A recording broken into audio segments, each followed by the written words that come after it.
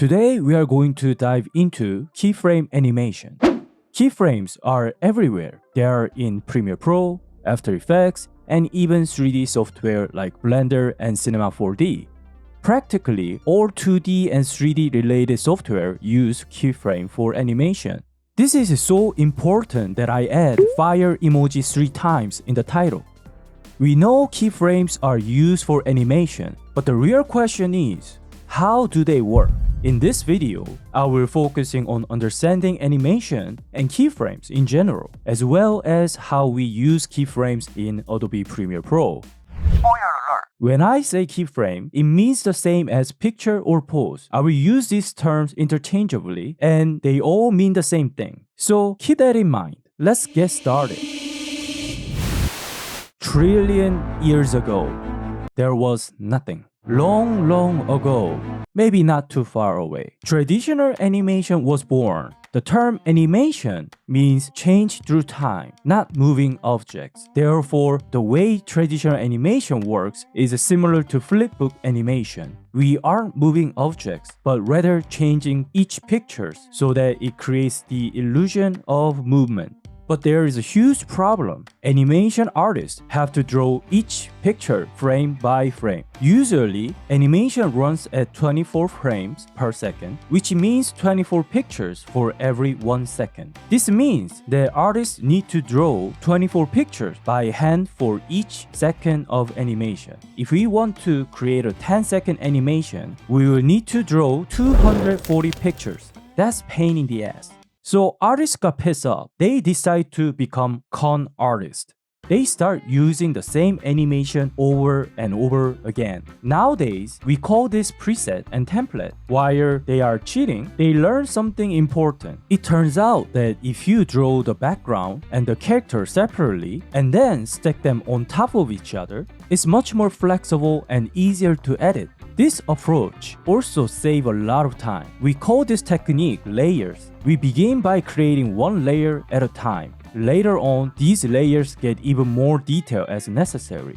Conversely, when you create a single layer from multiple layers to make it appear as one unified scene, this process is known as compositing. But for now, let's keep it simple. Artists start by drawing the background and the character on separate layers. Now the work has become much better and faster than drawing one picture at a time. But there was still a problem. Artists had to draw every character frame by frame, and it was a time-consuming process. So the artists decide to cheat once more.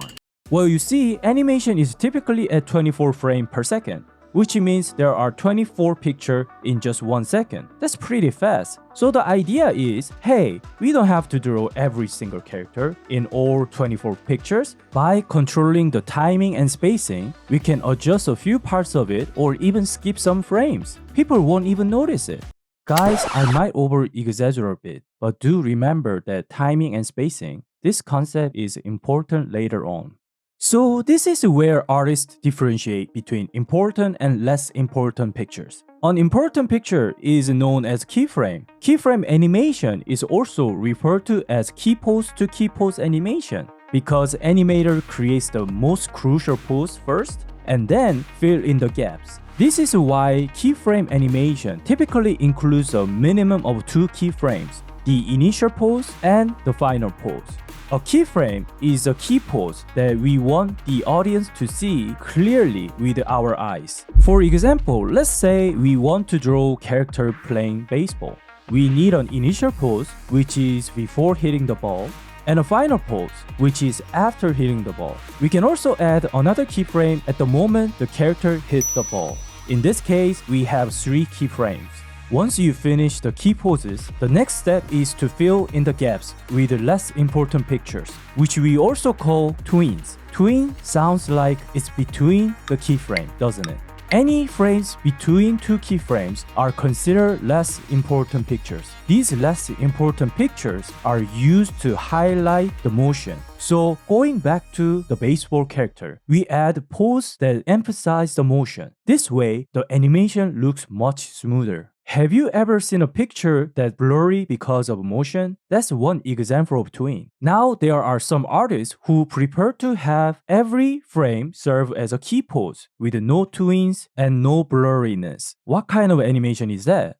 Well, it's a stop motion animation, also known as clay animation. In this style of animation, each character's movement gets captured one frame at a time, essentially frame by frame. In stop motion animation, the keyframes are essentially the individual frames themselves, and they get played in sequence to create the illusion of movement. The biggest drawback is that it can turn out to be stiff and unnatural. It's still a good animation process, but it lacks the fluidity of motion. But the real reason behind this are that it costs a tons of money and it is time consuming. So the animation that comes closest to reality is a combination of clear and slightly blurred images, creating a natural and smooth animation. Most of the animation we see nowadays are made using keyframe animation. When it comes to video editing, we call tween by another name, which is interpolation. These terms tween and interpolation are quite similar and they are used interchangeably, but there's a subtle difference. Tween is a term used by drawing artists or animator. They manually draw frames between two keyframes. On the other hand, interpolation is a term used by video artists. Here, the computer automatically generates the frame based on two keyframe points. So that's animation in a nutshell. I put together an explanation of what animators and video editors learn about keyframes. If you want to learn more about how animators teach keyframe, you can find the link in the comment section. For us video editors, let's now explore how keyframes and interpolation work in Premiere Pro.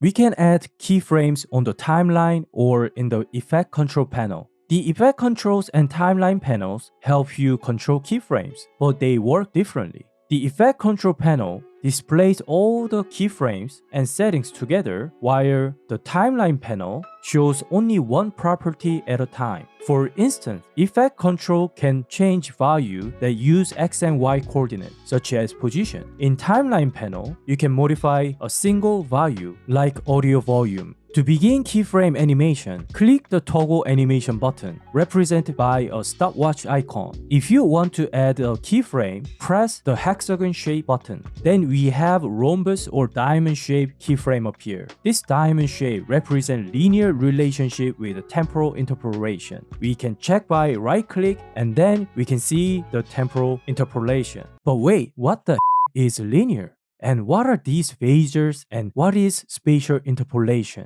Do you remember the beginning where I said it's gonna be important, timing and spacing? So let's break down word by word. Temporal interpolation. Temporal means time. Interpolation means frames between two keyframes. The way that interpolation works is that if we know first keyframe and second keyframe, then we can find value between 2 points. If we draw this table, we can see a straight line.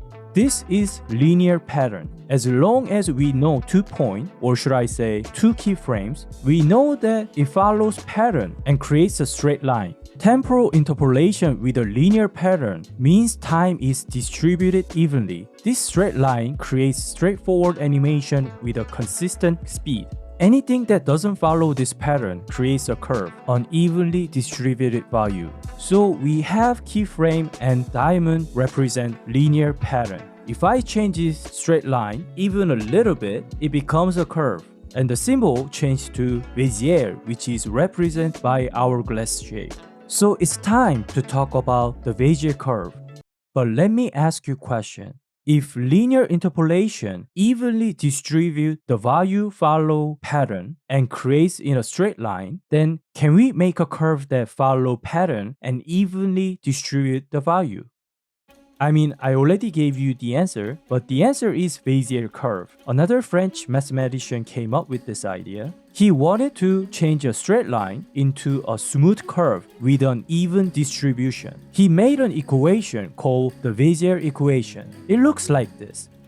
We are not mathematicians, so I'm gonna show you a graph and see how it works. So Bézier curves are a mathematical way to describe and create smooth and curved shapes. The 2-point Bézier curve would display a straight line according to the equation. It involves a starting point A and an ending point B, with the curve following a direct path from A to B. In a 3-point Bézier curve, we add an additional control point C that influences the shape. The curve still starts at A, ends at B, but the position of control C determines how the line curves. To achieve an evenly distributed curved line, we require a minimum of 3 keyframes. This concept applies similarly in Premiere Pro. In a 4-point Bézier curve, there are 2 control points, C1 and C2. The curve starts at point A and ends at point B, and the position of C1 and C2 determines the shape and direction of the curve. So let's go back to Premiere Pro. In the Effect Control panel, click the triangle next to the toggle animation icon. Then we can see value graph and velocity graph. When we examine the value graph, it becomes evident that it follows the Bézier equation.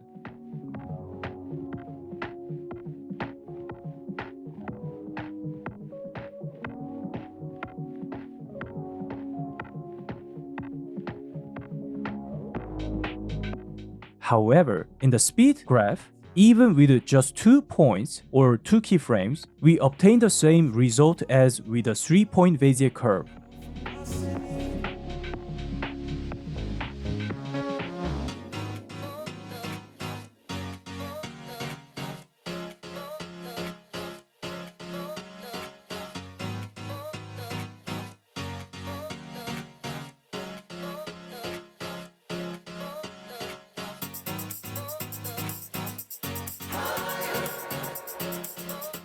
So this is purely my guess, but I believe it's because this is a velocity graph. The velocity unit is in pixels per second, which provides 2 units. Somehow it figures out the control point, or maybe Adobe Sensei is clever enough to set the middle value as a control point. I'm not entirely sure about this, but one thing is clear. Bézier is a curve that follows this pattern.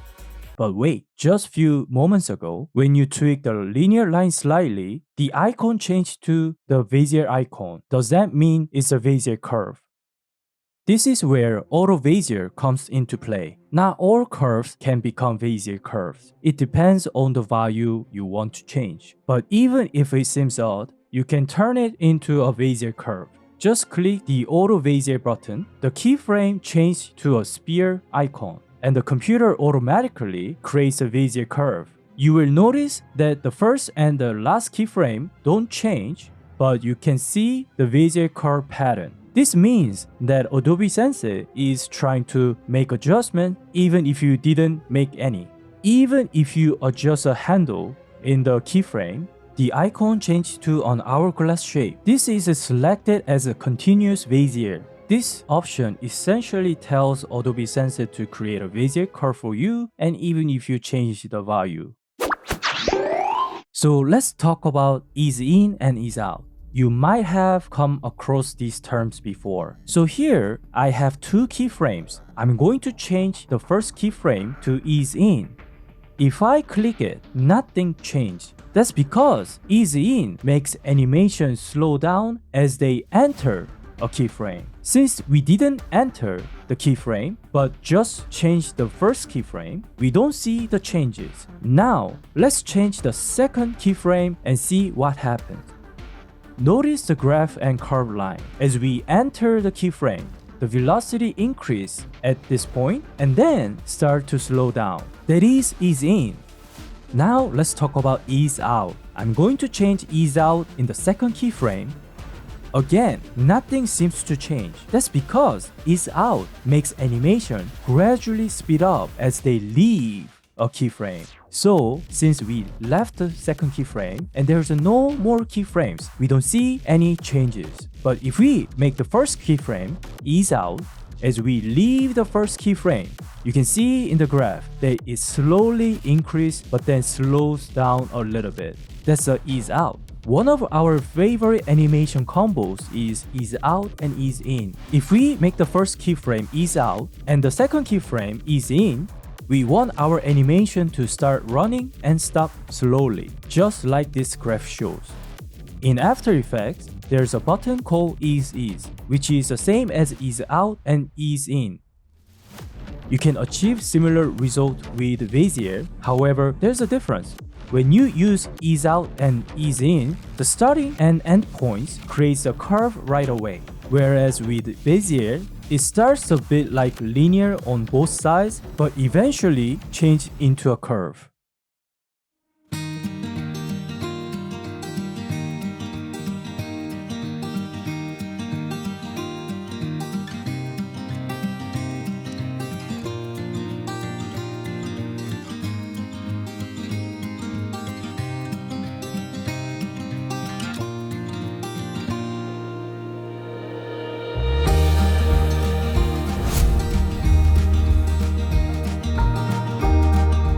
Let's talk about spatial interpolation now. To use spatial interpolation, we need properties with a spatial value, such as x and y coordinates. The most common example are position and anchor point.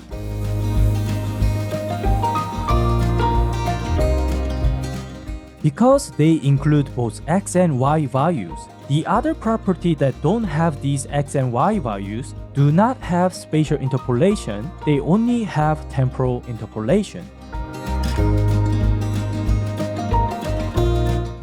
By default, Auto Bézier is selected, indicating that Adobe Sensei attempts to create Bézier curve for us. If you make adjustment,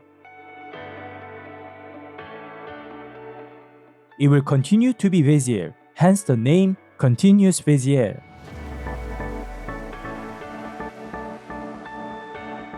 If you want a straight path, select linear, the path transforms into a straight line. If you want a little bit of Bézierness, then adjust the handle, then it is selected as a Bézier.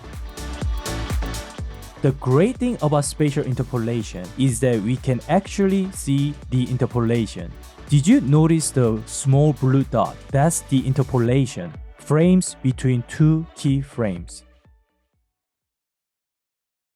That is for today. Recently, I reached over 100 subscribers and I truly appreciate your support. It means a lot to me. I'm learning Adobe Premiere Pro and I couldn't find a satisfying explanation about keyframes animation. So I decided to create a tutorial that's easier to understand. Now all you have to do is experiment and create different graphs to see how animation motion is delivered. Premiere Pro has its limits when it comes to animation, since it's primarily for video editing. To create more advanced animation, we need to learn After Effects. But for now, I'm satisfied. Thank you for watching, and I will see you in the next video.